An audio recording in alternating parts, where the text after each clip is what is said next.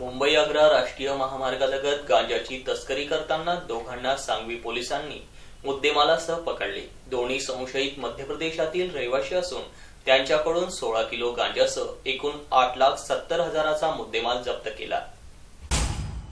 महामार्गावर गांजाची तस्करी होणार असल्याची माहिती मिळाल्याने सांगवीचे सहाय्यक निरीक्षक अभिषेक पाटील यांनी 31 डिसेंबरला दुपारी शिरपूर तालुक्यातील सुळे गावालगत सापळा रचला। सुळे भोयटी रस्त्यावर वाहतूक करणाऱ्या वाहनांची तपासणी सुरू असताना पोलिसांनी MP13 CC 8573 या क्रमांकाच्या बोलेरोला थांबवले। चालकाला विचारपूस करीत वाहनाची तपासणी केली। बोलेरोच्या मागील भागात प्लास्टिकच्या गोणीत दडवलेला 16 किलो 300 ग्राम वजनाचा गांजा आढळला। गांजाची तस्करी केल्याच्या संशयावरून चालक रवींद्र कुमार सोनपारक वय 42 राहणार उज्जैन मध्य प्रदेश व नितेश किशोर ठाकूर वय 30 राहणार इंदूर मध्य प्रदेश यांच्या विरोधात गुन्हा दाखल करून त्यांना अटक केली।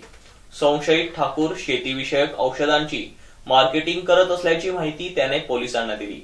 संशयितांचा मोबाईल पोलिसांनी ताब्यात घेतला असून त्यांनी गांजा कुणाकडून घेतला याचा तपास सुरू आहे।